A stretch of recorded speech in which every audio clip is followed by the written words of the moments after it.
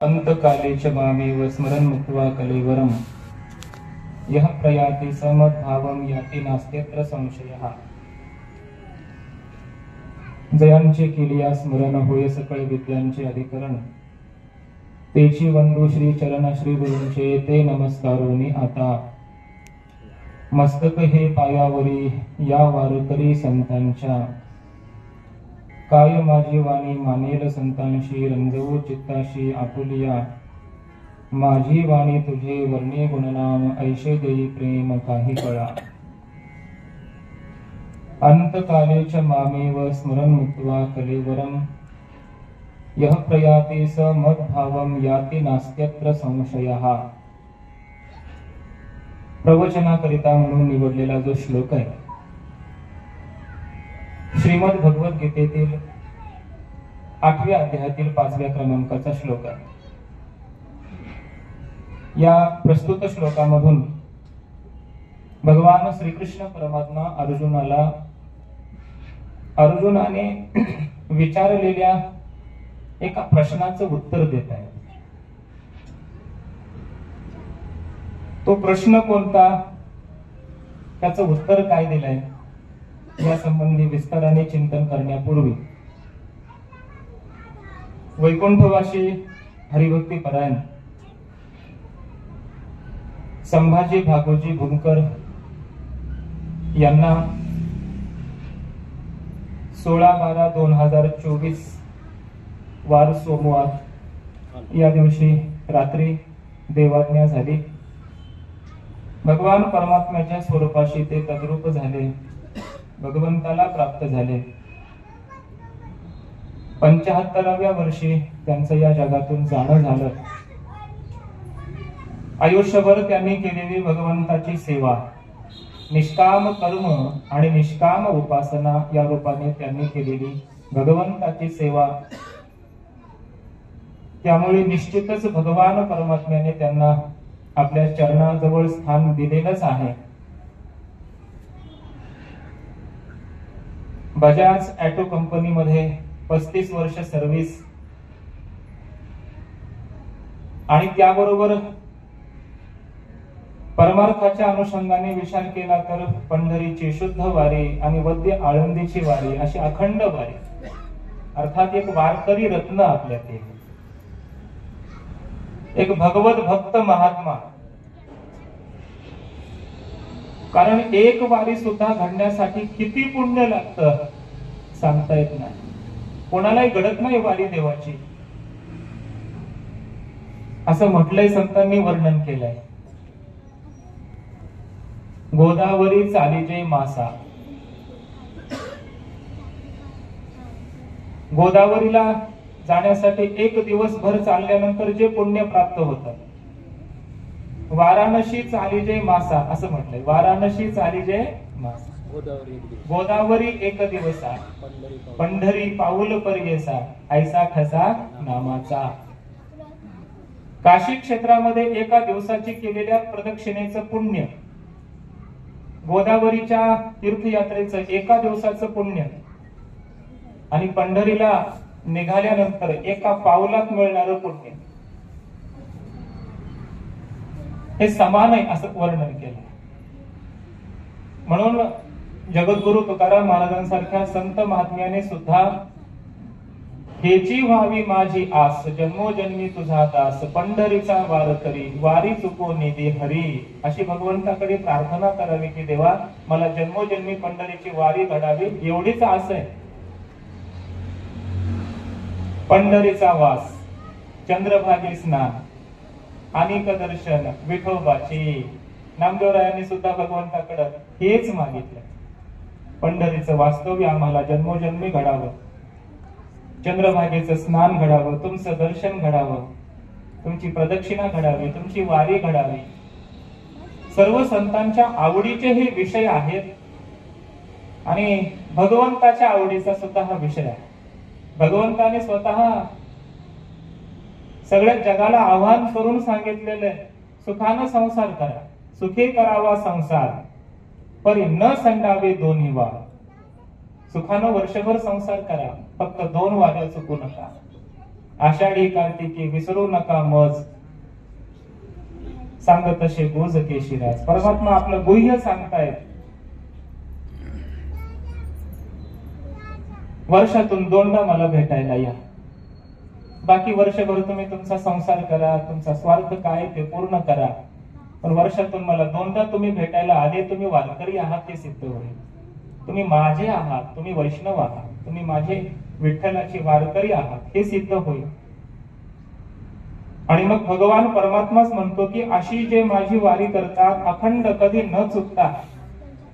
भगवत पूज्यपाद आचार्यांनी वर्णन केले, भगवान परमात्मा कमरेवर 2 हात का ठेवले. सुंदर ते ध्यान उभे वेटेवरी, कर कटावरी ठेवून या, असा देव का आहे. भगवत पूज्यपाद आचार्यांनी जेव्हा भगवंताचं पांडुरंगाचं दर्शन घेतलं तेव्हा वर्णन केलंय. प्रमाणम भवाब्धिरिदं मामकानां नितंबहकराभ्याम धृतो येन तस्मात् विधातुर्व सत्ये धृतो नाभिकोशः परब्रह्मलिंगम भजे पांडुरंगम. याचा अर्थ तुकाराम महाराजांनी सांगितला. भवसागर तरता कार्य करीतसा चिंता, पैल उभा दाता कटे कर ठेवून या. परमात्म्याने कटेवर आपले जे कर ठेवले त्यातून हे सांगितलेलं आहे की माझ्या भक्तांसाठी, माझ्या वैष्णवांसाठी, वारकऱ्यांसाठी हा जो भवसागर आहे तो कमरे इतकाच आहे. कमरे इतकं पाणी असल्यास आपण जास्त घाबरत नाही. गळ्याला लागलं तर घाबरतो, नाका तोंडात जाण्याची शक्यता आहे. कमरे इतकं पाणी असेल तर आपण पलीकडे सहज जाऊ शकतो.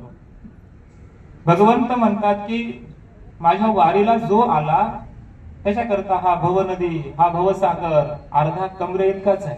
अर्थात त्याला तरायला सोपा आहे. तात्पर्य सांगण्याचं एवढंच आहे की संतांच्या आवडीची वारी आहे, देवाच्या आवडीची सुद्धा वारी आहे. आणि जो वारी करतो त्याच्याकरिता हा भवसागर तरुण जाणं सोपं आहे. म्हणून बाबांनी ही जी आयुष्यभर अखंड वारी केली त्यांना हा भवसागर तरुण जाणं कठीण नाही. भगवंतानं सहज त्यांना आपल्याकडे बोलावलं असेल. आज आमच्या पाठात एक ओवी गेली चिंतनामध्ये. दैवी हेशा गुणमयी मम माया दुरत्यया मामीव ये प्रपद्यन्ते माया मेताम तरंती ते. ही माया नदी तरुण जाणं कठीण आहे. दुरत्यया कोण तरुण जाऊ शकतात? मोठे मोठे बुद्धिमान, विद्वान, ज्ञानी, पंडित नाही तरुण जाऊ शकत.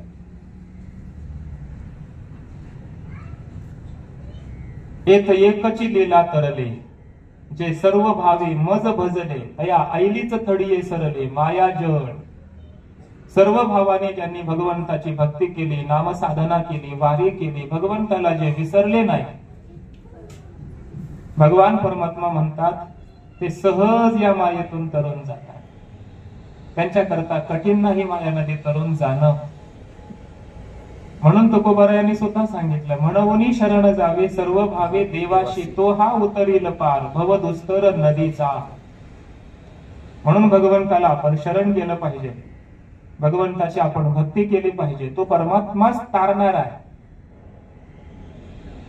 श्रीमद भागवतामध्ये शेवटी असं म्हटलंय, धर्म प्रोज्जित कैतवोत्र. या श्लोकाच्या वरती चिंतन करताना असं म्हटलंय,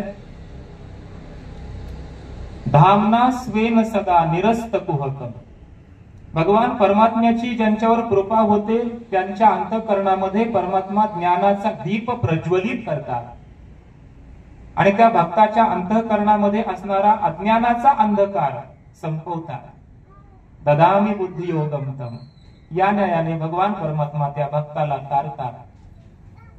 लक्षात घ्या, संकटाच्या वेळेला आणि अंतकाळाला संत आणि भगवंत यांच्याशिवाय दुसरं कोणीही तारीत नाही, मदत करीत नाही. जगामध्ये जेवढी नाती आहेत, तुकोबारायांनी सावध केलं, नोहे तुझा हा परिवार द्रव्य दारा क्षणभंगूर. द्रव्य दारा क्षणभंगूर आहे सगळं. तुझा हा खरा परिवारच नाही. जन्माला येण्याच्या पूर्वी आपण दुसऱ्याच कुठल्या तरी जन्मात होतो. या मुलं बाळाशी काय संबंध आपला होता? काहीच नव्हता. मृत्यूच्या नंतर आपली गती कुठेतरी होणार आहे, कुठल्या तरी नवीन योनीला आपण जाणार आहे, तेव्हा यांच्याशी आपला काही संबंध नाही. इथं आहोत तोपर्यंत देवानं यांच्या बरोबर राहण्यासाठी आपली व्यवस्था केली, आपल्या माध्यमातून घरच्यांची व्यवस्था केली. जणू काही राहण्यासाठी दिलेलं भाड्याचं घर म्हणजे हे शरीर आहे, तसंच समजलं पाहिजे. शेवटी आपलं मूळ घर आपुल्या माहेरा जाईन मी आता. सगळ्यांचं मूळ घर काय असेल तर परमात्मा. त्या परमात्म्यातूनच आपला आविर्भाव झालाय. ममई वंशो जीव लोके. परमात्म्यातूनच सगळ्यांची आपली अभिव्यक्ती झालेली आहे. जिथून जो आला शेवटी तिथं जाणार. शास्त्रकारांनी याला गोड उदाहरण दिलंय. गंगा कुठून प्रकट झाली, नदी कुठून प्रकट झाली हो? जिथून प्रकट झाली तिथं जाते ती, तिला गत्यंतर नाही. समुद्रातूनच तिची अभिव्यक्ती आहे. बाष्पीभवन होतं, त्याचं ढग तयार होतात, ढगातून वृष्टी होते, त्याच्या नद्या बनतात आणि ती नदी पुन्हा आपल्या मूळ माहेराला, मूळ स्वरूपाला म्हणजे समुद्रालाच जाते. गंगा कुठे जाणार? गंगा सागरालाच जाणार, पर्याय नाही. तुका म्हणे गंगा सागर संगमी, अवघ्या झाल्यावर मी एकमय. त्याप्रमाणे या जगामध्ये जो आला त्याला जावं लागणार. जिथून आला तिथंच जावं लागणार. भगवंतातूनच सगळं जग निर्माण झालंय. श्रीमद भागवतातला पहिला श्लोक आहे, जन्माद्यस्य यतोऽन्वयादितरतश्चार्थेष्वभिज्ञस्वराट्. अस्य म्हणजे या संपूर्ण जगताचं जन्म म्हणजे उत्पत्ती, स्थिती, प्रलय परमात्माच करतो. मग ज्या परमात्म्यापासून जगाची अभिव्यक्ती झाली, उत्पत्ती झाली, शेवटी कुठं जातं हे सगळं जग? जगातल्या सगळ्या जीवांना शेवटी कुठं जावं लागतं? गत्यंतर नाही, त्या परमात्म्यातच विलीन व्हावं लागतं. उपनिषद आम्हाला सांगतात, यतो वा इमानी भूतानि जायन्ते येन जातानि जीवन्ति यत् प्रयन्ति अभिसंविशन्ति तद् विजिज्ञासस्व तद् ब्रह्मेति.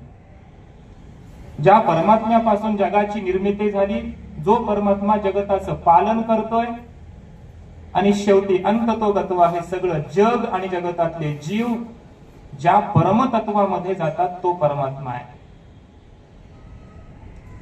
जातस्य हि ध्रुव मृत्युः. जन्माला आला त्याचा मृत्यू होणार. आणि हे जे नियम आहेत ते केवळ जीवासाठी नाही, देवांसाठी सुद्धा आहे. येत नाही उरो आले अवतार, येर ते पामर जीव किती. इथं राम आले, त्यांना राहता येत नाही, त्यांना सुद्धा आपली लीला संपवून जावं लागतं. मृत्यू लोकाचा हा अटळ नियम आहे, अबाध्य नियम आहे हा. इथं कोणालाही राहता येत नाही. इथं कृष्णजी आले, त्यांनी सुद्धा आपली दिव्य लीला केली. वृंदावन, मथुरा, गोकुळ, कुरुक्षेत्र सर्वत्र आपली लीला केली आणि शेवटी आपली लीला संवरण करून जावं लागलं. यद्यपि भगवंतानं आपलं तेज श्रीमद भागवतात ठेवलं असं वर्णन आहे. तिरोधाय प्रविष्टोयम श्रीमद भागवतार्णवम स्वकीयम यद भवेत् तेजः तच्च भागवते अदधात. भगवंताने आपलं तेज भागवतामध्ये ठेवलं आणि श्रीकृष्ण परमात्मा आपल्या दिव्य धामाला निघून गेले. जावं लागलं, सगळ्यांना जावं लागतं. कोण थांबणार आहे महाराज? आणि कोण थांबू तरी कोण शकतंय? प्रश्न एवढाच आहे की आपल्याला असं वाटतं जणू काही आपण अमरपट्टाच घेऊन आलोय, असं आपण जीवन जगतो. जगत असताना कोणालाही ध्यानात येत नाही की मला एक दिवस मरायचंय, जायचंय, सोडायचंय सगळं. इथं आपलं चुकतं, म्हणून आपण चुकीचं वागायला लागतो. संत महात्म्यांनी असं वर्णन केलंय की ज्याला आपल्या दृष्टीसमोर नित्य मरण दिसतं तो कधीच चुकीचं वागू शकत नाही. पण परमार्थ असो किंवा संसार असो, नित्य डोळ्यासमोर आपलं मरण ठेवलं पाहिजे. मी कधी जाईल सांगता येत नाही. आपण म्हणतो ना, आता बोलले व 5 मिनिटापूर्वी माझ्याशी फोन झाला, चांगलं बोलले, आणि आता दुसरा फोन मला आलाय की अमुक अमुक गेले. सांगता येत नाही महाराज, विचारून येत नाही मला. कधी आणि कसं, कुठं, काही सांगता येत नाही. पण येतं हे निश्चित आहे. कधीतरी येतं, कुठं तरी येतं, कसं तरी येतं, पण येतं हे निश्चित आहे.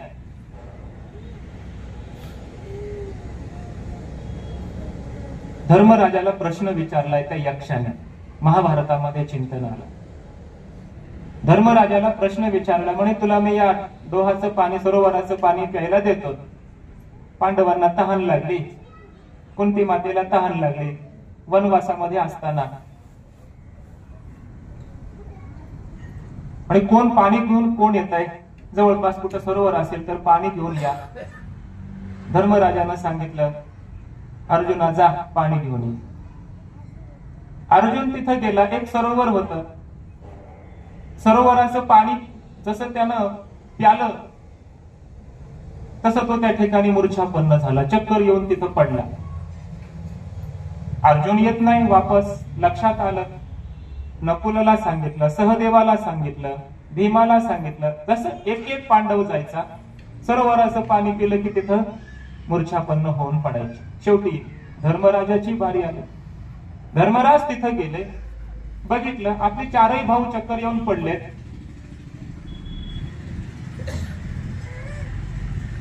आपण तरी यांना वाचवण्यासाठी काही प्रयत्न केला पाहिजे, पण आपण वाचलो पाहिजे. तहान लागली, पाणी पिण्यासाठी जवळ गेले, पाणी हातात घेतलं, इतक्यात त्या ठिकाणी यक्ष प्रकट झालाय.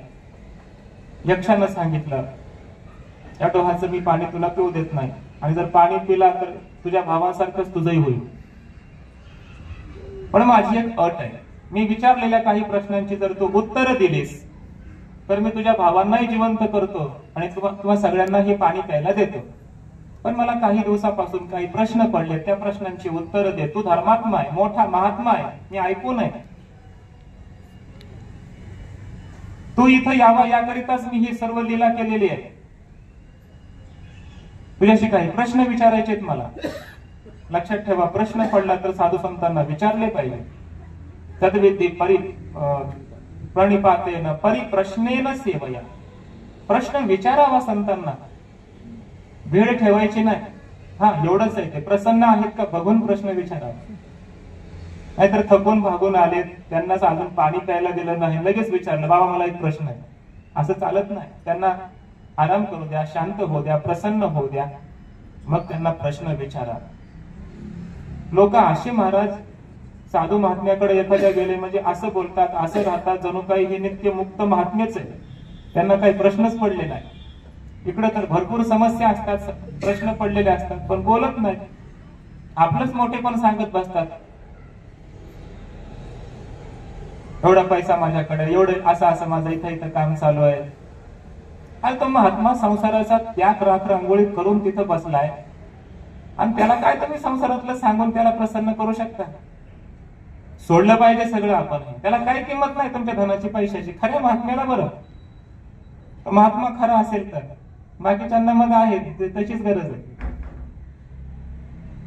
म्हणून साधूकडे गेल्याच्या नंतर साधूची सुद्धा परीक्षा घ्यावी. त्याला काहीतरी आपण संसारातलं बोलून बघावं, काहीतरी पैशाचं बोलून बघावं. त्याला जर आवडत असेल ठरवून टाका, हा महात्मा नाही. लगेच नंबर द्या म्हणत असेल, समजून घ्या हा महात्मा नाही. मग अशा महात्म्याजवळ जाऊन स्वतःची हानी करून घ्यायची नाही. तो जर म्हणत असेल कशाला संसारातल्या गोष्टी करतो बाबा. तुकाराम महाराजांनी आपल्या घरावर पाटी दिली होती, प्रपंचाची नका वदो मजपाशी, काही प्रपंचाची विषय. माझ्याजवळ या, पण आल्याच्या नंतर खबरदार माझ्या समोर तुम्ही संसारातल्या काही गप्पा गोष्टी करायला. त्याला म्हणतात महात्मा, त्याला त्यागी वैराग्यवान महात्मा म्हणतात. अशा महात्म्याजवळ जावं, पडताळून बघावं, आणि मग त्यांना प्रश्न विचारावे. यक्ष तिकडे प्रश्न विचारले धर्मराजाला. अनेक प्रश्न आहेत, जगात सुखी कोण आहे, दुःखी कोण आहे, वगैरे वगैरे. त्यात एक प्रश्न विचारलाय की जगातलं सर्वात मोठं आश्चर्य काय. धर्मराजानं थोडासा विचार केला आणि सांगितलं, उत्तर दिलंय. महाभारतामध्ये श्लोक आलाय, अहन्यहनि भूतानि गच्छन्ति यम मंदिरम शेषाः अमरत्वम इच्छन्ति किम आश्चर्यम अतः परम. याचा अर्थ असा आहे, अहनी अहनी रोज, भूतानि गच्छन्ति यम मंदिरम, हे लोक जे आहेत ते यम मंदिरामध्ये जातात, म्हणजे स्मशानात जातात. रोज लोक स्मशानामध्ये कुणाच्या तरी अंत्ययात्रेला जातात. किमान वर्तमानपत्रात तर पाहतात, वाचतात, न्यूजला ऐकतात, पाहतात, अमुक अमुक गेला. रोज लोकांना ह्या मरणाच्या बातम्या कानावर येत राहतात. पण तरी सुद्धा जे जिवंत आहेत, शेष हा जे उरले ते जिवंत आहेत, अमरत्वम इच्छन्ति, जणू काही आम्ही अमरच आहोत अशी अपेक्षा करून जगतात. त्याच्यापेक्षा मोठं आश्चर्य काय? हे सगळ्यात मोठं आश्चर्य आहे. म्हणून लक्षात ठेवा, आपण रोज नित्य आपल्या ध्यानात असलं पाहिजे. नाथ महाराजांच्या चरित्रामध्ये फार छान चिंतन, एक दृष्टांत आलेला आहे. एक सावकार होता, वाईट वागत होता. लोकांना कर्जानं पैसे वगैरे द्यायचा, पुन्हा व्याजानं घ्यायचा, त्रास द्यायचा, त्यांचं काही काही भाडून आणायचा. काही लोकांनी नाथ महाराजांच्याकडे तक्रार केली, सांगितलं महाराज याला जरा सुधारण्याचा काहीतरी उपाय असेल तर करा. नाथ महाराजांची त्याची भेट झाली. काही जण असं सांगतात की तो सावकार स्वतःहून महाराजांच्याकडे गेला आणि म्हणू लागला, महाराज परमार्थाचे काही मला एखादा पाठ द्या. नाथ महाराजांच्या ध्यानात आला हा कसा वागतो. नाथ महाराजांनी त्याला सांगितलं, तुझा 7व्या दिवशी मृत्यू होणार आहे, 7 दिवसात तू मरणार आहेस. बाकीचं जाऊ दे म्हटले, तुला आता उपदेश काय करायचा, कसं करायचा, किंवा मला तुझ्या कपाळावरची रेषा असं सांगते की तू 7 दिवसामध्ये मरणार आहेस. त्याच्या जसं ध्यानात आलं महाराज की मला 7 दिवसांनी मरायचंय, त्याला आपलं पूर्ण आयुष्य दिसायला लागलं. कोणाकोणाबरोबर मी कसा वागलो, किती चुकीचा वागलो, कोणाकोणाला मी त्रास दिला, सगळं आठवायला लागलं. तो प्रत्येकाकडे जायचा आणि म्हणायचा, मी 7 दिवसांनी मरणार आहे, बरं मला माफ करा, मला क्षमा करा. सगळ्याकडे जायचा, क्षमा मागायचा. कोणाचे पैसे घेतले त्यांचे परत देऊन टाकायला लागला. 1 दिवस 2 दिवस विचार करायचा की आता बस 6 दिवस राहिले, 5 दिवस राहिले, 4 दिवस राहिले, आता मी मरणार आहे, आता मरणार आहे. त्याने 4 दिवसामध्ये सगळे व्यवहार क्लिअर केले आणि उरलेल्या 3 दिवसात त्यानं भगवंताचं नामस्मरणच सोडलं नाही. सारखं देवाचं नाव, देवाचं नाव. आता मरणार तर आहेच. नाथ महाराज मोठे महात्मे, ते थोडंच खोटं बोलणार आहे. श्रद्धा होती, नामस्मरण चिंतन करायला लागला. 7वा दिवस उगवला, आज मी मरणार. सगळ्यांना म्हणायचं आज मी मरणार. देवा, पांडुरंगा मला तार, मला क्षमा कर, मी चुकीचं वागलो. देवाचं स्मरण करायचं. घरच्यांबरोबर प्रेमानं बोलायला लागला. दिवस मावळायला गेला. त्याला वाटलं दिवस मावळला की आता मी पण मावळणार, माझंही मरण आलंच. दिवस मावळून गेला, काहीच झालं नाही. नाथ महाराजांच्याकडे धावत आला, म्हणायला लागला, महाराज महाराज मी वाचलो, तुमचीच भविष्यवाणी खोटी झाली, तुमचं खोटं झालं, मी मेलो नाही, मी जिवंत आहे, बघा. नाथ महाराजांनी सांगितलं, मला माहिती होतं तू मरणारच नाहीस, पण तुझ्या जीवनात बदल घडावा याकरिता मी तुला सांगितलं, तुझा 7 दिवसात मृत्यू आहे. आणि ऐक, कोणाचाच 8व्या दिवशी मृत्यू होत नसतो, सगळ्यांचा 7च दिवसात मृत्यू होतो. कारण दिवस 7च आहे. सोमवार ते रविवार किती दिवस आहेत? 7च दिवस आहेत. सगळ्यांचा मृत्यू 7 दिवसामध्येच होणार आहे. त्यामुळे माझंही म्हणणं काही खोटं नव्हतं. पण तुझ्यात बदल काय झाला? तो म्हटला, महाराज आपण कृपा केली, पूर्ण जीवन बदलून गेलं. कशामुळे बदललं? फक्त डोळ्यासमोर मृत्यू दिसला म्हणून. म्हणून मृत्यू हे आपल्या उद्धाराचं साधन आहे असं काही संतांनी चिंतन केलंय. मृत्यूला आपलं साधन बनवा, आपल्या चांगल्या जीवनाचं साधन बनवा. आणि जीवनभर वागत असताना मृत्यू डोळ्यासमोर ठेवून वागल्याच्या नंतर ते वागणं कसं असतं? बाबांसारखं असतं. त्या वागण्यामध्ये मग आपण जरी संसार करत असलो तरी आपण वेळ काढून कधीतरी पंढरपूरला जाणारच, कधीतरी आपण जवळच आळंदी आहे इथून, कधीतरी आळंदीला जाणार, माऊलींचं दर्शन घेऊन येणारच. असं जीवन आपलं घडू शकतं. आपण म्हणतो महाराज वेळ नाही हो, कशालाच वेळ नाही आमच्याकडं. पण त्याचं खाणं सुटतं का सांगा बरं? उभं राहून का होईना जेवण करतच असेल, बहिर्दिशेला जातच असेल, पाणी पितच असेल, 4 शब्द कुणाशी घरच्यांशी बोलतच असेल, एखाद्या मित्राला भेटायला कधीतरी आपण जातच असो. कोणीच जात नाही कधी मित्रांना भेटायला. एखाद्या मित्राने आपल्याला जर एखादी वस्तू भेट म्हणून दिली असेल, सप्रेम भेट, त्याला आपण गिफ्ट म्हणतो, आपल्या वाढदिवसाला वगैरे एखाद्या मित्राने आपल्याला एखादी गिफ्ट म्हणून वस्तू दिली, चांगली किमती वस्तू दिली, त्याला आपण आयुष्यभर विसरतो का? माझा तो चांगला फ्रेंड आहे, मित्र आहे, का त्यानं मला अमुक अमुक वस्तू दिली, मला गाडी दिली त्यानं भेट वस्तू म्हणून, माझा मित्र आहे तो, आपण ध्यानात ठेवतो, विसरत नाही. कृतज्ञता आपल्या अंतःकरणात असते. एखाद्या मित्रानं दिलेली एखादी गाडी वगैरे, एखादा मोबाईल वगैरे, एखादी वस्तू सप्रेम भेट म्हणून दिल्यानंतर आपण जर त्याला विसरत नसू,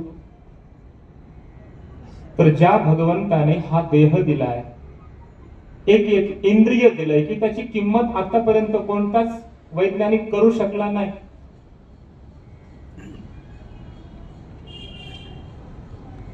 देवी दिला देह भजना गोमटा, देवानं हा देह दिला.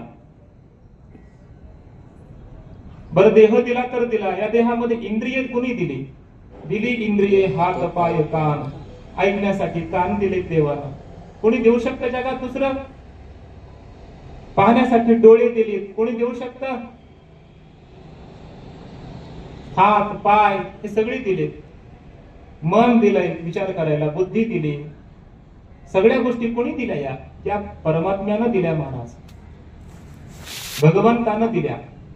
आणि ह्या भगवंतानं जर दिल्या नसत्या तर किती प्रयत्न करून आपण मिळवू शकतो. एका महात्म्यानं चिंतन केलंय, आपल्या डोळ्यात मृत्यू जर न्यायला आला, यम जर न्यायला आला, तो दिसतो म्हणे शेवटी आपल्याला.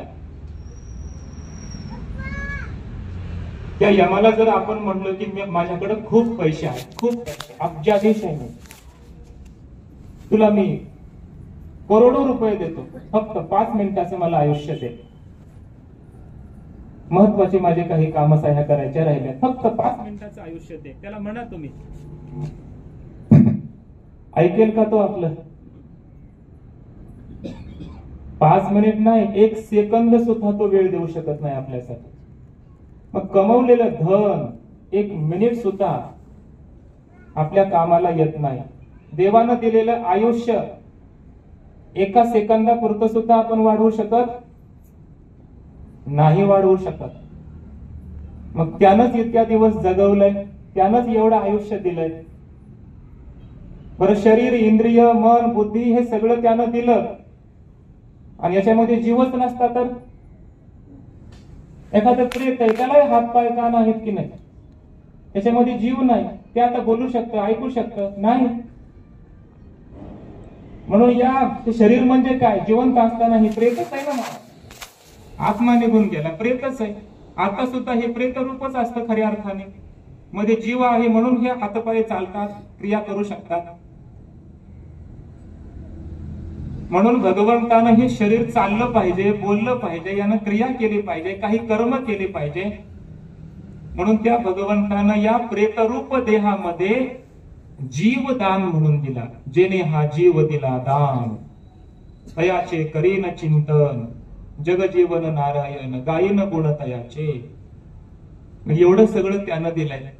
माझा प्रश्न इथंच होता, एखाद्या मित्रानं छोटीशी एखादी भेट वस्तू दिल्यानंतर आपण त्याला विसरत नसू, तर ज्या देवानं देह दिला, इंद्रिय दिले, जीव दिला, आयुष्य दिलं, ही पंचमहाभूत कोणी दिलीत? सांगा एखादा शास्त्रज्ञ की त्यानं आकाश निर्माण केलंय, दिलंय आपल्यासाठी, त्यानं वायू निर्माण केला, दिला आपल्यासाठी. पृथ्वी, जल, तेज, वायू, आकाश, कोण दिलं हे सगळं आपल्याला इथे जगामध्ये राहण्यासाठी? त्याच परमात्म्यानं दिलंय. लक्षात घ्या, एवढे ज्याचे अनंत उपकार आपल्यावर आहेत, त्याला आपण कसं विसरून चालेल? आणि त्याला जर आपण विसरू तर आपण कृतज्ञ आहोत हे सिद्ध होत. बापानं केलेल्या उपकाराला जर मुलगा विसरत असेल तर तो कृतज्ञ आहे. गुरुनी केलेल्या उपकाराला जर शिष्य विसरत असेल तर तो कोण आहे?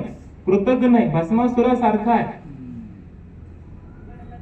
तसं ईश्वरानं हे सगळं काही दिलेलं असताना त्याचं नामस्मरण जर आपण करत नसो, त्याची एखादी सुद्धा वारी आपण करत नसो, त्याला आपण थोडा सुद्धा वेळ द्यायला जर तयार होत नसू, तर जगामध्ये आपल्यापेक्षा मोठा कृतज्ञ कोण आहे?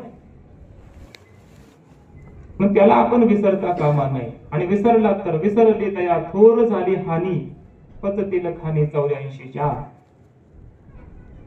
संत महात्मे त्याला विसरत नाही महाराज. विसरतो न पडावा माझा देवा तुम्हास. मला तुमचा विसर पडू नये, तुम्हाला माझा विसर पडू नये. म्हणजे संत महात्मे. आता हे वारकरी महात्मा आहे. आयुष्यभर देवाचा विसर पडू दिला नाही. वारी आली जाणारच. अशा भक्तांना परमात्मा तारतो महाराज. आपण कोण त्यांना तारणार? हे सगळं नियोजन करणारा तोच आहे. तुम्हालाच त्यानं बुद्धी दिली. सकल मती प्रकाशू कोण आहे? देवा तूची गणेशू सकलार्थ मती प्रकाशू. सगळ्यांच्या बुद्धीमध्ये ज्ञानाचा प्रकाश, विचाराचा प्रकाश देणारा कोण आहे? परमात्माच आहे. तुमच्या बुद्धीमध्ये जो हा प्रकाश आला की आपण 10 दिवस इथं प्रवचन करायचे, चिंतन करायचंय, बाबांच्या विषयीची कृतज्ञता व्यक्त करायची, त्या निमित्ताने अन्नदान, ज्ञानदान अशा सगळ्या गोष्टी करायच्यात. हे धार्मिक कृत्य करायचंय. हे सगळं तुमच्या मनामध्ये कशामुळे आलं? एक, त्यांनी केलेल्या परमार्थाचे संस्कार तुमच्यावर आहेत. त्यांनी संस्कार तुमच्यावर दिलेत. एक. आणि दुसरी गोष्ट, भक्ताचे सोहळे परमात्मा करतो, देव करतो. देव तुमच्या माध्यमातून तुम्हाला माध्यम करून बाबांचा हा सोहळा करून घेतोय. आणि अशा महात्म्याचा महाराज उद्धारच होतो. आणि अशी महात्मे जाताना आपल्याला असा उपदेश देऊन जात असतात. आता जे हे सगळं मी बोलतोय हा त्यांचा उपदेश आहे आपल्याला. त्यांनी पंढरीची वारी केली. आपण सुद्धा किमान वर्षातून एकदा पंढरीला, एकदा आळंदीला गेलं पाहिजे. हे त्यांचे संस्कार आपण जपले पाहिजेत. त्याला कृतज्ञता म्हणतात. त्याला म्हणतात त्यांचं आपण काहीतरी घेतलं, ऐकलं.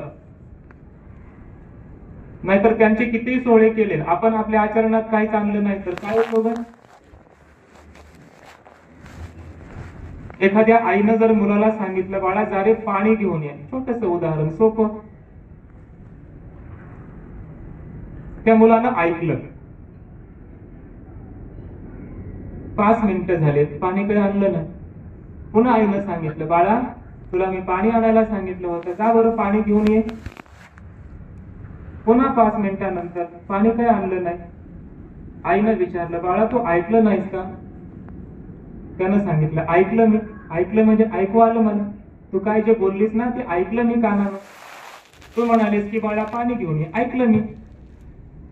मला उत्तर द्या, हे ऐकणं आहे का? कानाने ऐकणं, त्याला ऐकणं म्हणतात का? ऐकणं कधी सिद्ध होतं? आईचे शब्द कानावर पडल्याबरोबर उठणं, ताबडतोब पाणी घेऊन येणं, तिच्या हातात देणं, आई घे पाणी पे. याला म्हणायचं ऐकणं. हे आईचं ऐकलं त्यानं. तसे हे संत महात्मे आपल्याला जाताना काही सांगून जातात. त्यांचं ऐकायचं म्हणजे काय? कानानच फक्त ऐकायचं असं नाही, ते कृतीत आलं पाहिजे, आचरणात आलं पाहिजे. याला म्हणतात ऐकणं. नाहीतर मग झालं कोणाच तरी ऐकायचं सांगायचं, ऐकायचं सांगायचं, याला ऐकणं म्हणत नाही. आचरणात जेवढं येईल तेवढं आपण ऐकलं, बाकीचं ऐकलंच नाही असा अर्थ होतो.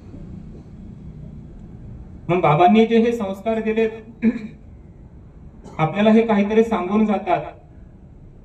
अशा महात्म्याच्या चरणी आपण नतमस्तक झालो पाहिजे. अशी वारी आपणही केली पाहिजे. भगवंताला आपण विसरलो नाही पाहिजे. जीवनाची ही जी मूल्य आहेत, पारमार्थिक मूल्य, ही ध्यानात घेतली पाहिजे. हा अमूल्य ठेवा आहे संतांनी, भगवंतांनी दिलेला. याचा उपयोग आपण चांगल्या पद्धतीनेच केला पाहिजे. नाहीतर शेवटी काही कामाला येत नाही. पुन्हा सांगून जातो, सिकंदर आला होता आपल्या भारत देशामध्ये, लुटलं भारताला, देशाला लुटलं त्यानं. सोनं, नाणं, हिरे, चांदी, मोती सगळं त्यानं घेतलं आणि आपल्या सैनिकासह वापस निघाला. आपल्या देशाला जाऊ लागला. रस्त्यामध्ये आजारी पडला. ध्यानात आलं त्याच्या की आता मी मरणार आहे, आता वाचू शकत नाही. डॉक्टर शेजारीच होते, सगळे गोळ्या, औषध, उपचार सुरू होते. पण ध्यानात आलं आता मी वाचत नाही. नोकर, चाकर, हत्ती सगळी संपदा सोबत होती, काही उपयोग नाही, आता मी मरणार. ध्यानात आलं आणि मरणाच्या अव्यवहित काही पूर्वक्षणी त्याने आपल्या सेवकांना सांगितलं, आता मी मरणार आहे हे नक्की आहे. एक काम करा, मी मेल्याच्या नंतर माझे 2 हात असे बांधा दोन्ही बाजूला. कफन से मेरे 2 हात निकालो. म्हणले कशा करता?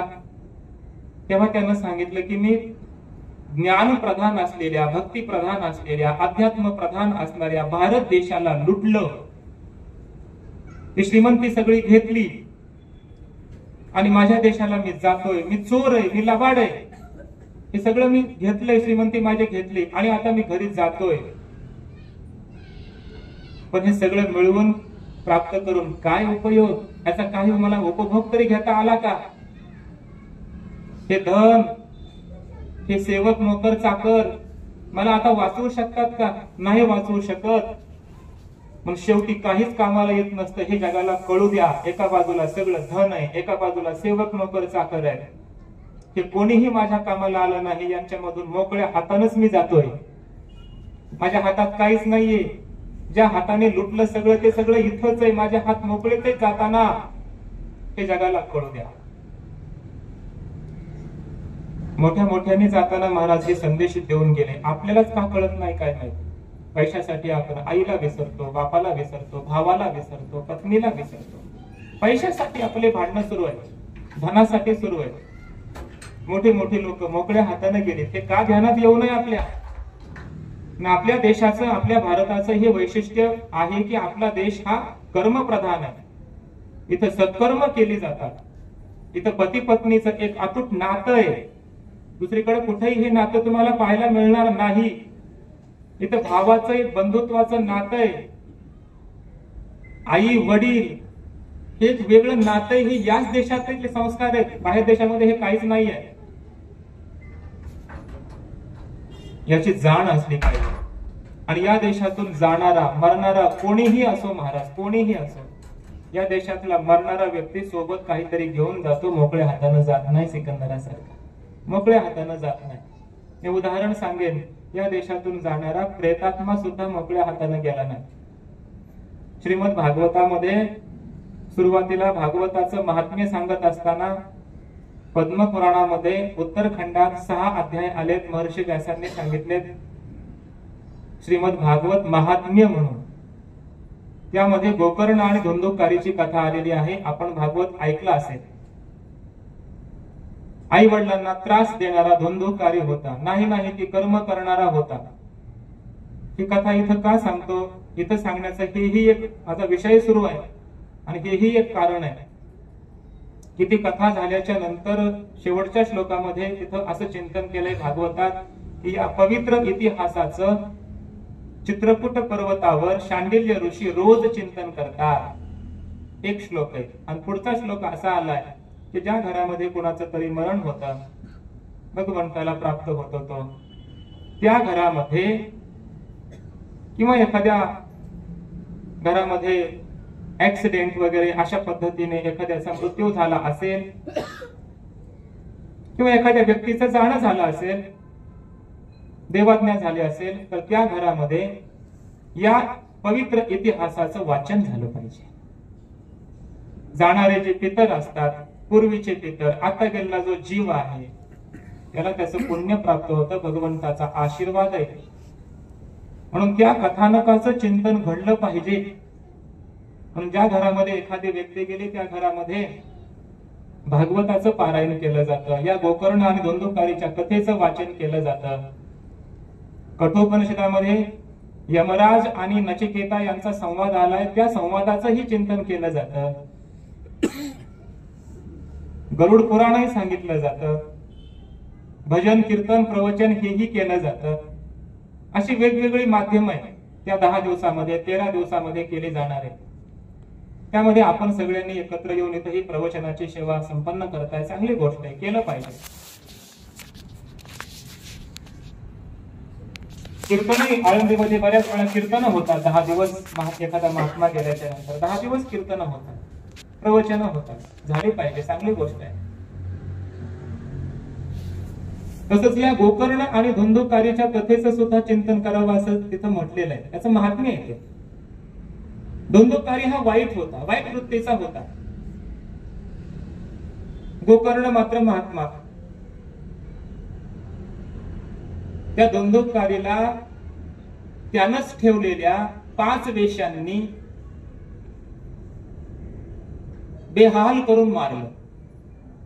एका राजाची चोरी केली. त्या वेश्यांना कळालं आपल्याला आता ही चोरी करून त्यानं धन आणून दिलंय, राजाला कळणार, याला राजा मारणारच आहे, तर आपणच मारून टाकू याला आणि हे धन घेऊन पळून जाऊ. बेहाल करून मारलं त्याला. ते सोनं घेतल्या, पळून गेल्या. आता याचा प्रेतात्मा आत्मा भटकायला लागला, ती तृप्ती नाही झालेली. तिथं गोकर्ण जे आले आणि गोकर्णाला तो प्रेतात्मा वेगवेगळ्या रूपामध्ये दिसायला लागला. कधी हत्तीच व्हायचा, कधी इंद्रच व्हायचा, कधी वेगवेगळे पशु पक्षी, असं तो प्रेतात्मा दिसायला लागला. गोकर्ण विद्वान होते, त्यानं विचारलं बाबा कोण आहेस तू? त्याला बोलता येईना, कारण लक्षात ठेवा केलेली पाप कधी कधी आपल्याला बोलू देत नाही. बोलता येत नाही त्याला, अशा अवस्थेपर्यंत जातो कधी कधी आपण. पापच तसं भयंकर केलेलं असतं की आपली वाणी बंद पडते, आपण बोलू शकत नाही. एखाद्या महात्म्याच्या मुखाकडे बघून डोळ्यामध्ये डोळे घालून बोलू शकत नाही आपण, कारण माहित असतं आपण कोण आहे, पापी आहे आणि हे पवित्र महात्मे आहेत. बोलू शकत नाही आपण. गोकर्णाशी तो बोलू शकत नव्हता. लक्षात आलं, गोकर्णाने हातामध्ये असं पाणी घेतलं, काही मंत्र वगैरे म्हटलं, त्याच्या अंगावर असं शिंपडलं. विद्वान होता. धुंदुकारीला बोलण्याची ताकद आली, बोलू लागला. म्हटला गोकर्णा, मी तुझा भाऊच आहे, मी धुंदुकारी आहे. त्या वेश्यांनी मला मारून टाकलं, मी प्रेतात्मा झालोय, मला खूप त्रास होतोय, असह्य वेदना होत्या, मला मुक्त कर, काहीतरी कर माझ्यासाठी, असं म्हणू लागला. गोकर्णाने सांगितलं गयेमध्ये मी तुझ्यासाठी श्राद्ध घातलेलं आहे, येता येता तीर्थयात्रा करताना, तरी तू कसा मुक्त नाही झाला? तेव्हा त्या धुंदुकारीनं सांगितलं की ते गयेमध्ये केलेलं श्राद्ध मला नाही मुक्त करू शकत, दुसरा काहीतरी उपाय कर. रात्रभर विचार केला गोकर्णाने. गावातल्या काही विद्वान लोकांना बोलावून घेतलं, त्यांच्या बरोबर चर्चा केली. ध्यानात येईना काय करावं. सूर्याचे उपासक होते गोकर्णजी. सूर्याला अर्घ्य अर्पण केलं, मनोमन प्रार्थना केली की हे सूर्यदेवा, तुम्हीच आम्हाला काहीतरी आता मार्गदर्शन करा. प्रेतात्मा धुंदुकारीच्या उद्धारासाठी काय करावं? सूर्यदेव त्या ठिकाणी आकाशवाणी करून त्यांनी सांगितलं की तुम्ही जगामध्ये कलियुगाचा आरंभ झालाय, त्यामुळे जगात सर्वात मोठं साधन हे भक्ती साधन आहे. कर्मकलापात काही सामर्थ्य राहिलं नाही, तीर्थामध्ये सामर्थ्य नाही, क्षेत्रामध्ये सामर्थ्य नाही, फक्त सामर्थ्य एकाच ठिकाणी आहे, ते म्हणजे भक्ती साधन. म्हणजे श्रीमद भागवताचं तुम्ही पारायण वाचन करा, कथा सांगा, धुंदुकारीला ऐकवा, तो निश्चित मुक्त होईल, असं सूर्यदेवांनी सांगितलं गोकर्णाला. आणि मग काय, गोकर्णाचे विद्वानच होते, भागवताचा अभ्यासच होता. 7 दिवस भागवत सांगितलं असं वर्णन आहे. एका वेळूच्या काठीमध्ये तो धुंदुकारी जाऊन बसला. एका दिवसाची कथा झाली की एक गाठ तुटून पडायची. पुन्हा दुसऱ्या दिवशी कथा झाली, एक गाठ तुटून पडायची, आवाज व्हायचा. असं होता होता 7 दिवस झाले. 7 दिवसाची कथा झाली, 7ही गाठी तुटल्या. आणि त्या वेळूच्या काठीतून एक दिव्य अशा प्रकारचा, तेजपुंज अशा प्रकारचा दैवी देह धारण करून तो धुंदुकारी विमानामध्ये बसून वैकुंठाला गेला. त्याचा उद्धार झाला. त्या प्रेतात्मा धुंदुकारीनं जाता जाता कलियुगातल्या लोकांना दिलेला संदेश आहे, धन्या भागवती वार्ता प्रेत पीडा विनाशी. काय श्रीमद भागवत आहे, काय धन्य आहे हा ग्रंथ, काय ही कथा धन्य आहे. एका प्रेताची पीडा सुद्धा नष्ट झाली या ग्रंथाच्या श्रवणाने. जिवंत लोकांची पीडा का नाही नष्ट होणार? म्हणून भागवत शास्त्र हे धन्य आहे असं चिंतन केलं. तात्पर्य माझं हे, या देशातला जाणारा एखादा प्रेत सुद्धा मोकळ्या हाताने जात नाही, विमानात बसून वैकुंठाला जातात. हे या देशाचंच वैशिष्ट्य आहे. हे भारत देशातच घडू शकतं. आणि हे सगळे संस्कार, हे सगळे आचार विचार या संत महात्म्यांनी तुम्हाला आम्हाला दिले, याचं आपल्याला पालन घडलं पाहिजे. आपल्या जीवनाला जर सफल बनवायचं असेल, पर्याय एकच आहे, आयुष्यभर सत्कर्म करा, भगवंताची वारी करा, भगवंताचं नामस्मरण करा, त्याचे गुणानुवाद ऐका, भागवत ऐका, चरित्र ऐका, संतांचा उपदेश आचरणात आणा आणि शेवटी जाताना भगवंताचं स्मरण करत करत जा. भगवंताचं चिंतन करत करत आपला देह पडावा महाराज. याच्यापेक्षा मोठं भाग्य जगात दुसरं नाही. आमच्या वारकरी शिक्षण संस्थेतले सगळ्या गुरुवर्यांचा अंतकाल बघा. मी सांगेल तुम्हाला. आमचे वैद्य बाबा, आमचे निकम बाबा गेले तेव्हा बाबांच्या हातामध्ये अशी माळ होती, तुळशीची माळ. नामस्मरण सुरू होतं, हातामध्ये माळ होती.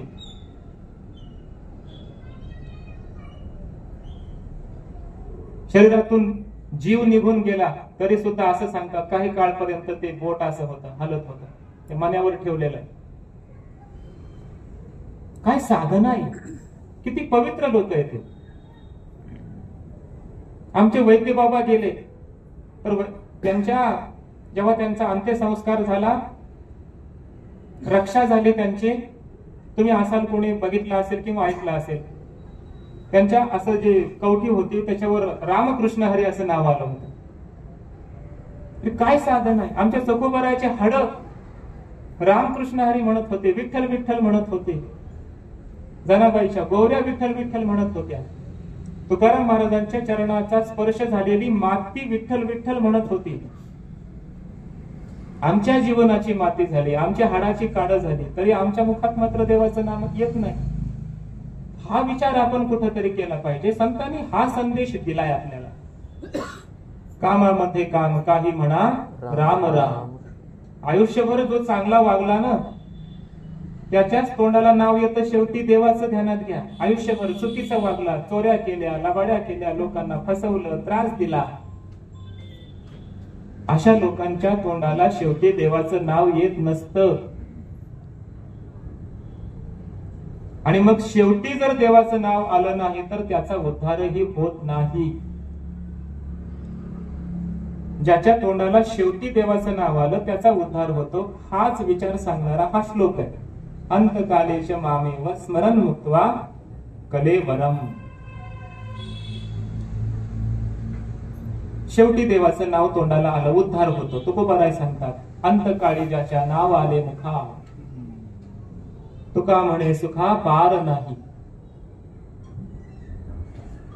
अंते मती सागती. शेवटी जशी बुद्धी होते, जसं आपलं मन होतं, जे विचार आपल्या मनात येत असतात, तशा प्रकारची गती पुढची होत असते. आयुष्यभर चुकीचं वागला असेल तर शेवटी चुकीचंच ध्यानामध्ये काहीतरी येणार आहे, पापच ध्यानात येणार, त्याची गती पुन्हा वाईटच होणार. आयुष्यभर जो चांगला वागला त्याच्या वासना सुद्धा शुद्ध असतात. इतिहास माहितीये तुम्हाला, सांगून वेळ घेत नाही. गडभरत राजा हरणी गर्भा गेला. मरताना शेवटी हरणीचं चिंतन केलं, हरणीच्या गर्भाला जावं लागलं. म्हणून आपल्या मुखाला देवाचं नाव येणं एवढं सोपं नाही. आयुष्यभर चांगलं वागावं लागेल. पण आलंच जर शेवटी देवाचं नाव तर परमात्मा सांगतात, यह प्रयाती स मद्भावम याती नास्त्यत्र संशयः. शेवटी माझं नाव घेऊन, माझं चिंतन करून देह सोडणारा माझ्याच स्वरूपाला प्राप्त होतो, याविषयी काही संशय नाही अर्जुना. नास्त्यत्र संशयः. बाबांसारखा महात्मा भगवत स्वरूपालाच प्राप्त होतो. नास्त्यत्र संशयः. काही संशय नाही. काही 8वा अध्याय हा. 8व्या अध्यायाच्या प्रारंभी अर्जुनाने भगवंताला काही प्रश्न विचारलेत. 7 प्रश्न विचारलेत. त्यात पहिला प्रश्न आहे, किम तत् ब्रह्म. ब्रह्म म्हणजे काय? किम अध्यात्मम. अध्यात्म म्हणजे काय?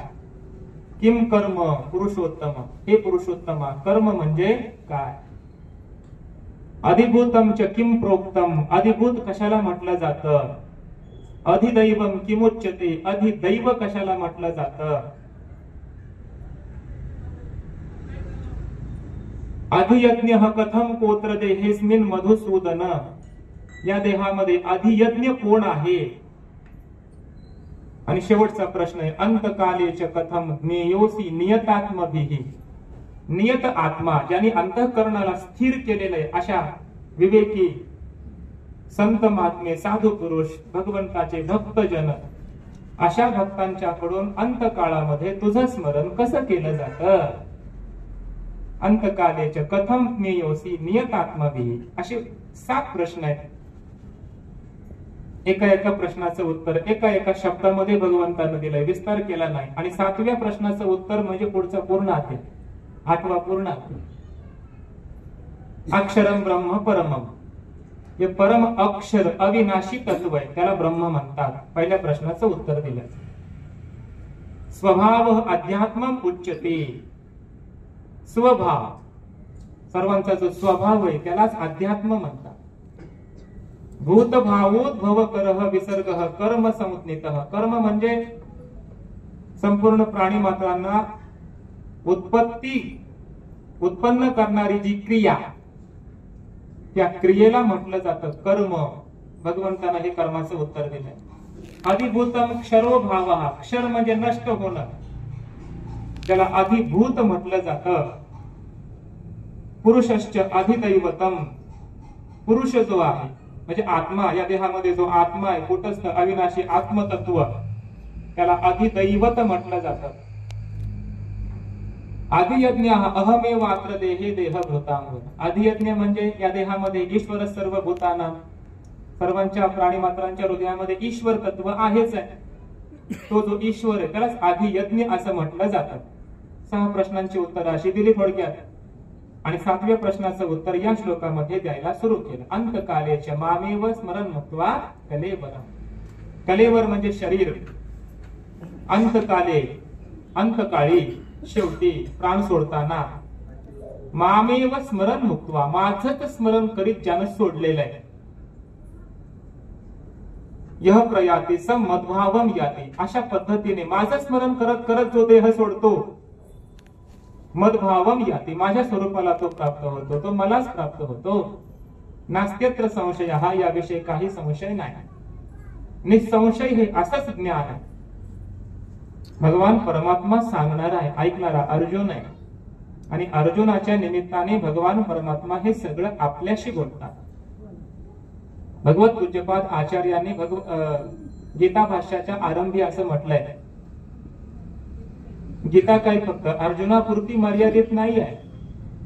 अर्जुनालाच गीता सांगितली भगवंताने असं नाही, निमित्त केलं अर्जुनाला. अर्जुनम निमित्तीकृत्य आह श्री भगवान वासुदेव, हाच विचार ज्ञानेश्वर महाराजांनी सुद्धा ज्ञानेश्वरीमध्ये मांडला. अर्जुनाचे निव्याजे गीता प्रकाशुनी श्रीराजे, संसारा एवढे थोर ओझे फेडिले जगाचे. संसारा एवढं मोठं ओझत या जगाचं भगवंतानं फेडलं, निवृत्त केलं. अर्जुनाच्या निमित्तानं जगाला गीता सांगितली असा अर्थ आहे. म्हणून गीता ऐकत असताना, या श्लोकांचं चिंतन ऐकत असताना हे अर्जुनाला सांगितलंय असं वाटलं नाही पाहिजे. अर्जुन मीच आहे आता इथं, आणि या श्लोकांच्या रूपानं कृष्ण आहे साक्षात. साक्षात कृष्ण परमात्मा मला अर्जुनाला बोलतोय असं वाटलं पाहिजे. त्याला गीतेचा अर्थ कळतो. परमात्मा मला सांगतायत, अंतकालेच मामेव स्मरण मुक्त्वा कलेवरम यह प्रयाती स मद्भावम याती नास्त्यत्र संशय. हा अंतकाळामध्ये माझं चिंतन करा. माऊलींनी याच्यावर चिंतन करताना असं म्हटलंय, ज्यानं आयुष्यभर परमात्म चिंतन केलेलं असतं त्यालाच शेवटी सुद्धा परमात्म्याचं चिंतन घडतं. आयुष्यभर पाप केले असतील तर त्याला शेवटी देवाचं नाव येत नाही, देवाचं चिंतन घडणार नाही. ते एकवटुनी जिय क्षणी अनुसरले गा माझे वाहने, तेव्हाची तयाची चिंतवनी मजची पडली.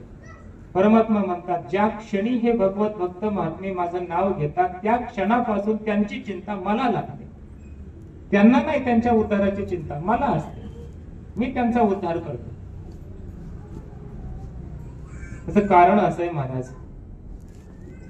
का करतो हे सगळं देव? अशी उदाहरणं काही काही घडलीत की आयुष्यभर त्यांनी पापच केलंय, पण शेवटी देवाचं नाव आलं. असे सुद्धा काही अपवादात्मक उदाहरण आहेत बरं. आपले असंच घडेल असं कधी वाटून घ्यायचं नाही. असं अजामेळासारखं एखादं उदाहरण घडलंय, त्याचंही पूर्वपुण्य असेल, मागच्या जन्मात त्यानं केलेलं काहीतरी, किंवा संतांचे आशीर्वाद त्याच्यावर होते. पोराचं नाव ठेवायला लावलं नारायण, संतांचे आशीर्वाद होते. याच कारणानं संतांनी सांगितलं होतं चुकीचं वागतोय हा, पण मुलाचं नाव तरी नारायण ठेव बाबा.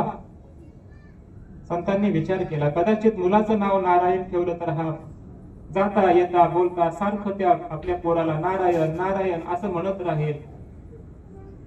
त्याचं पुण्य याला कामाला येईल, कधीतरी याचा उद्धार होईल. संत दयाळू असतात, संतांचीच कृपा त्याच्यावरही होती.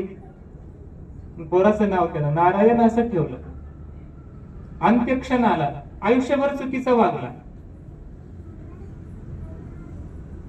त्याच्या ध्यानात आलं आता माझा मृत्यू जवळ आलाय, आता मी मरणार.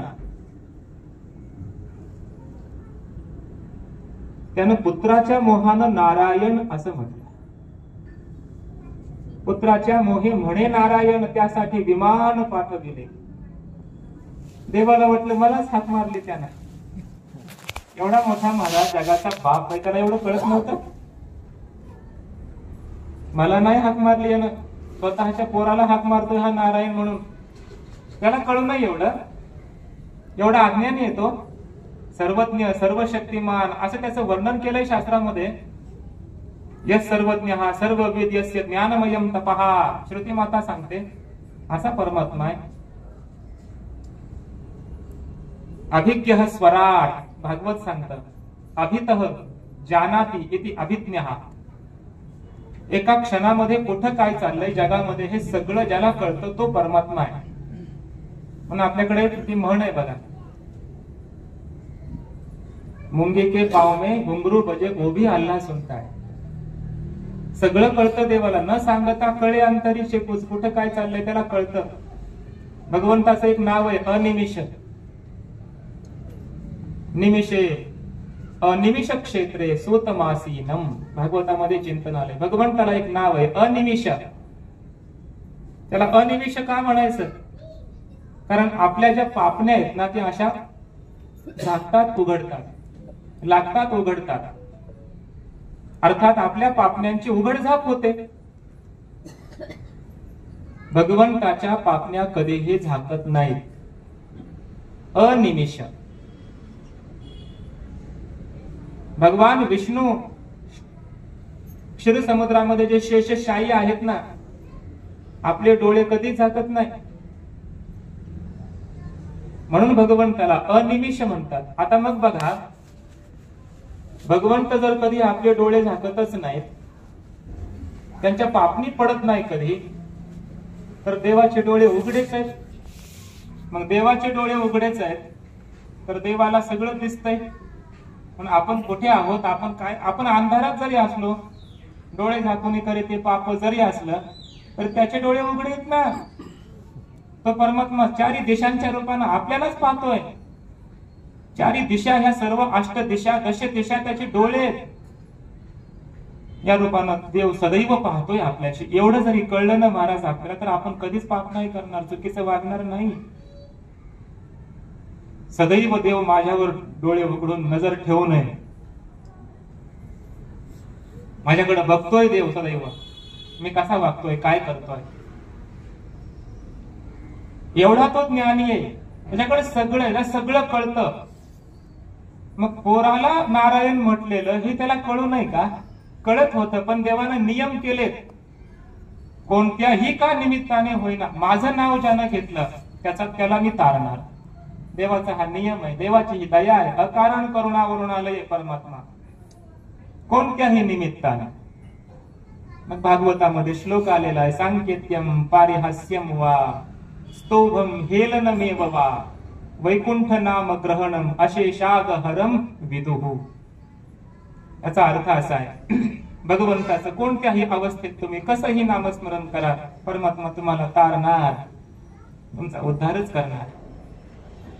सांकेत्यम, कुठल्या तरी संकेताने आपण देवाचं नाव घेतलं, म्हणजे आपल्या मुलाचं नाव ठेवलं नारायण, अजामिळाचं उदाहरण आहे. एखाद्या गावाचं नाव ठेवलं श्रीरामपूर, तिथे एखादा मुसलमान असला तरी तो काय म्हणणार, कुठे चालला? श्रीरामपूरला. कुठून आला? श्रीरामपूरहून आलो. म्हणणारच की नाही? त्याला म्हणायचंय का? देवाचं नाव घ्यायचंय का? पण घ्यावं लागतं, पर्याय नाही, कारण गावाचंच नाव आहे, संकेत आहे. संकेत म्हणजे काय? त्या संकेतानं गावाला एक आपण नाव ठेवलं म्हणजे संकेत, असा अर्थ असतो. म्हणून गावाची, गल्लीची, घराची नावं सुद्धा आपण देवाची ठेवली पाहिजेत. कुठं वेळ आहे देवाचं नाव घ्यायला आपल्याला? एवढं कुठं पुण्य आहे? किमान आपल्या मुलाची किंवा घराचं नाव किंवा त्या गल्लीचं नाव, त्या चौकाचं नाव, त्या एरियाचं नाव, त्या गावाचं, शहराचं नाव देवाचं असावं. मग चांगली गोष्ट आहे. औरंगाचं काढून टाकलं नाव, संभाजीनगर केलं, चांगली गोष्ट आहे. अहमद काढून टाकलं, अहिल्यादेवी नगर नाव केलं, चांगलीच गोष्ट आहे ना. भारत देश आहे हा. इथे पवित्र नद्या आहेत, पवित्र तीर्थक्षेत्र आहेत या देशामध्ये. इथे सगळे भगवंताचे अवतार झाले, संतांचे अवतार झाले, त्यांची नावं पाहिजे इथं.